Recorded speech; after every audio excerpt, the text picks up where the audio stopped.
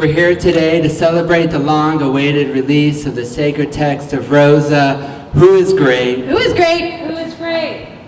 And we say sacred about this book because of the space it inhabits in each of our lives. Not just in my life as a collector of the text, not just in Stella's life as the illuminator of the text, but in each of your lives as the readers of this text. We must also remember that this book, the sacred text of Rosa, Who is Great? Who is great? Who is great? Is also sacred for those dreamers who are asleep, maybe at home in their beds at night, stars above them. Maybe they slept at the kitchen table before they left for work after breakfast. Maybe they took a nap in the break room during their first 10. And these dreamers dreamt Rosa's journey. Dreams of her journey up the mountainside. And while these dreamers dreamt Rosa's journey,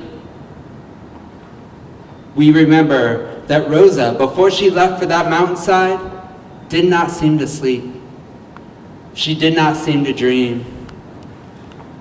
We must also remember that this book is sacred for Rosa as well. Because Rosa would lie in those fields at night, those fields of golden wheat. She would stare at the stars in the night sky. You know, many theologians claim that for every star in the night sky, there's another part of Rosa's journey that goes untold. How glorious is that image? Rosa lying in that field of golden wheat, looking at each of those stars, and all those stars representing another untold journey. Just wonderful. But Rosa couldn't stay in that field forever. She couldn't stay with us forever. You see, she was unhappy, right? We all wanted her to be so happy, but she wanted to go somewhere where she could remain unhappy.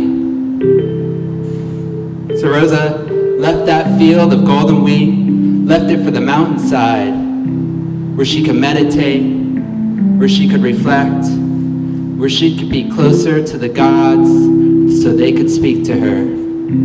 That night, Rosa left us. If you'd like, please stand and open your hymnals up. Stella Peach is gonna lead us in song once again. Thank you.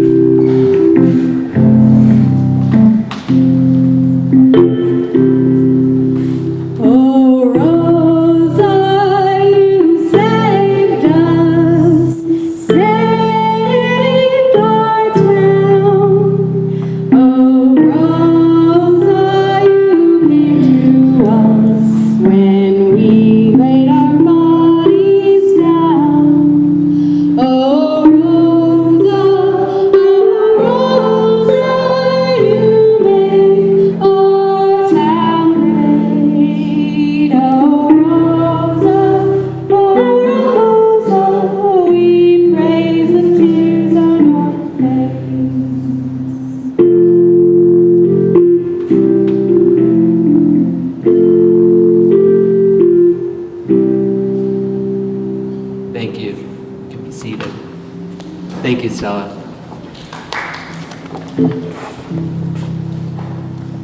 You know, Stella and I have been touring the world, bringing the text, the sacred text of Rosa, who is great, Who is great?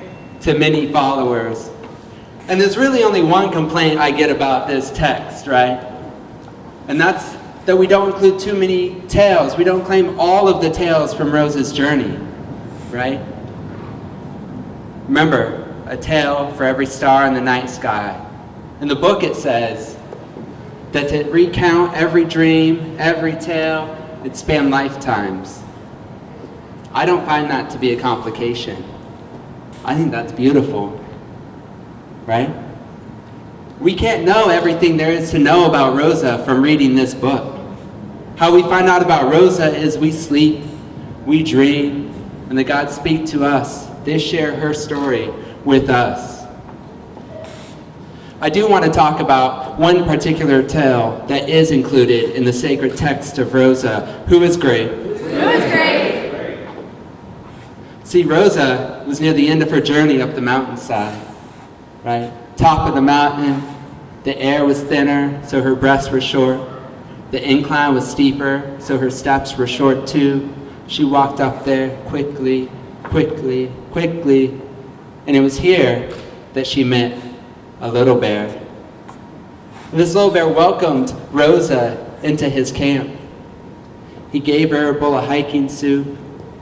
He had her sit down, sat by the fire, and he told Rosa how he had jumped to the moon and wandered through a moon forest before returning home. Now, I like to think that Rosa must have at least been intrigued by this story, because remember, before she left for the mountainside, Rosa lay in our field of golden wheat, and she looked at the night sky, and every once in a while that moon had to have been there, right? She must have looked at that moon and wondered what it was like to walk around. And here she was, sitting with Little Bear, who had actually walked around up there. But that's not what's so important about this encounter with Little Bear. Little Bear actually gave Rosa some advice. You see, Little Bear told Rosa, first, you should always have something to wish for. And what did Rosa wish for more than anything in this whole world? But to be unhappy, right? That's all she wanted. That's why she left those fields of golden wheat. Rosa, who is great, Who is great? left those fields so she could find someone, somewhere, who would just let her be, let her remain unhappy. She always had something to wish for. You know, next, Little Bear told Rosa to always take naps. It's beautiful. Rosa, listening to Little Bear, you know, she'd been sleeping at this point, dreaming all along that mountainside, right? Taking naps, hiking, taking naps, hiking. She was already taking those naps, but how was this part of the tale told to us? Through dream, right? Through all those dreamers recounting those tales. They told us about this meeting where Little Bear told her to always take naps. You see, folks, the gods want to speak to us. They're trying to speak to us. They want us to sleep, to dream, to take naps, so they can talk to us, tell us about Rosa's journey. My favorite piece of advice is the third thing Little Bear told Rosa. He said, always have somebody to love. That's the only piece of advice that some scholars and theologians say Rosa wasn't already following, right? They say she didn't have someone to love. He was telling her to go find someone and love that person for the rest of their lives, to never leave them. I think they're wrong. He wasn't saying find someone and be with them for the rest of your life. No. Little Bear was saying love yourself, which Rosa was doing. Because folks, when you love yourself, you will always have somebody to love. Let's all stand one more time as Stella leads us in that rousing tune. Stella? Oh, Rosa, you saved us, saved our town. Oh, Rosa, you came to us when we